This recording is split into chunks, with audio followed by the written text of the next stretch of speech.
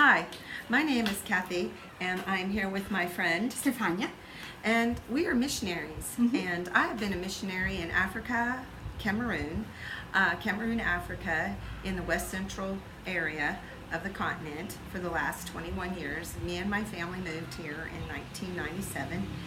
My kids are grown now, but I have been working in the field here in different areas of ministry, church planting, Bible schools, radio ministry, different kinds of outreaches, medical missions, worked some with children, prayer ministry, revival ministry, itinerant minister, so many things that I've done over the years in different aspects. I've traveled to several different nations as well, and just have a lot of experience. I don't know everything, but I do know some things, and I want Stefania to introduce herself. Yeah, I've been a full-time missionary since 2001, where I came here for the first time, and I've done several countries in Africa. I do short-term, medium-short, and medium-long.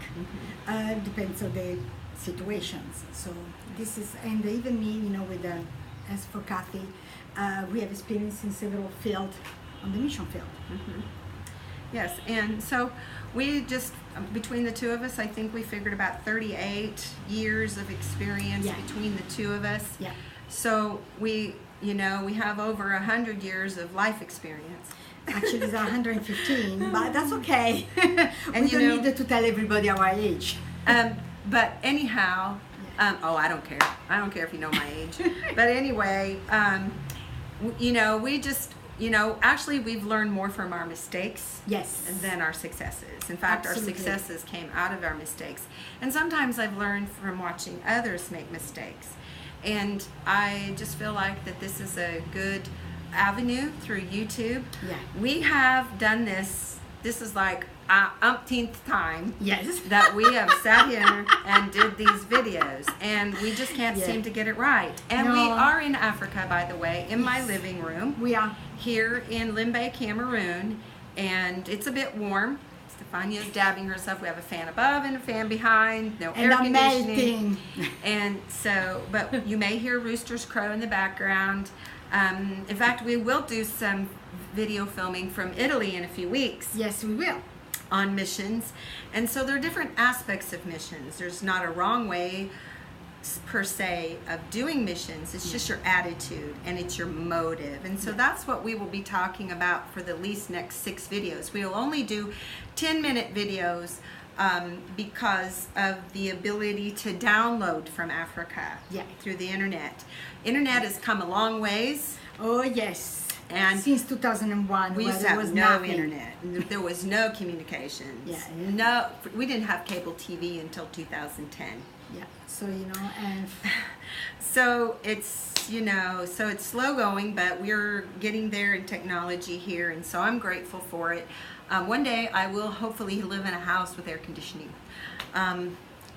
If not, fine, I guess, whatever. But that's just what we have to put up with in Africa, and we're doing the best that we can, and we're going to just share from experiences. And so I think what we want to get started with today is we're going to be talking about the servant heart. And we believe that one of the best ways to have a servant heart, to have the right motives, to have the right mentality in the mission field, is to know yourself. I believe it's very difficult to help others if you haven't helped yourself. And so we're going to read scripture. And how can you try and be effective in ministry if you don't know who you are? Yes. So it's very important, as she said, to know yourself. So, I mean, I've been married to the same man for 34 years, who is a Cameroonian. He is an African, and I know him quite well, and he knows me quite well. But sometimes we can be married to somebody for decades. We can know our mothers, we can know our fathers, we can know a lot of different family members very well. But sometimes we don't know ourselves. We're not aware. I believe in self-awareness. I believe we need to be self-aware when we're sitting and when we're standing. Are we standing up straight? Are we sitting up straight? Do we have a smile on our face, or we got a frown? It's amazing how we have a frown on our face and we don't recognize it. So I try to even be conscious of how I'm sitting and how my face is looking, because I think we're supposed to look salty. We're supposed to be the salt of the earth. Oh, yes, yes. We yes, are supposed to look inviting, and Yeah. we're to make people thirsty. And if we're slouched over like this, looking down, it's amazing how many Christians sit like that. Yeah. And I try to look straight up with a good, watch my expression. And I think if we're self-aware, how we look in the mirror after we put our clothes on, make sure that everything is in place, that certain things are not showing, like if we have white trousers on, we make sure that nothing is showing, you know what I'm saying. And so it's very important to not just be self-aware of how we look on the outside, but self-aware of how we look on the inside. And so Stefania is going to read Hebrews chapter 12, verse 1 and 2. Yeah, from the Tree of Life Bible that I really like. Therefore, since we have such a great cloud of witnesses surrounding us, let us also get rid of every weight and entangling sin. Let us run with endurance the race set before us, focusing on Yeshua, the initiator and perfecter of faith. For the joy set before him, he endured the cross, disregarding its shame, and he has taken his seat at the right hand of the throne of God. So we see here in there, it's talking about throwing aside every weight that entangle you, or sin that entangle you, that ties you up and keeps you from running the race with effectiveness. Yeah. I used to be a runner years ago. I was an anchor on a relay team when I was in high school. I was a very good runner, and I knew secrets to running fast. And you didn't have a lot of entanglements. You wore light clothing. You know, some runners are so serious about it that they shave all their hair off. They oil their bodies. We did do that. I remember doing that in our field and track meets. We oiled our bodies before our track meets. Yeah. And so, you have to get rid of all those things that weigh you down. Correct. If you want to win the race, that is, you would do whatever it takes to get to the end and be the first. Yes. And so I feel that I've been that way. I've always been that way, to examine my heart. And I believe the Bible tells us to examine our hearts. Jesus said it in one way in Matthew chapter 7, to judge yourself, or to judge not lest ye be judged with the same measure. And then he goes on to say, how can you help your brother get the splinter out of his eye when you have a big old plank in yours? So it's very true. The clearer we see ourselves, actually, the truth will set you free. Yes, it will. Yeah, it's only when you know yourself, you know who you are, and who you really, where you're standing. Because I think when you know who you are, that's the base, the foundation, and from there you can build on. But if you don't know who you are coming, you are going, you are doing, how can you even think you can go and help others? Right. There is no foundation.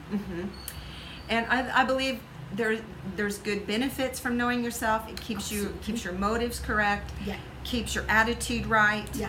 And one of the testimonies, before we move on to the next segment, one of the testimonies I heard my pastor say, Pastor Sharon, it really struck me it was a long time ago. We've been a part of Victory Christian Center in Tulsa, Oklahoma, for almost 30 years. And this was early on when we first started attending.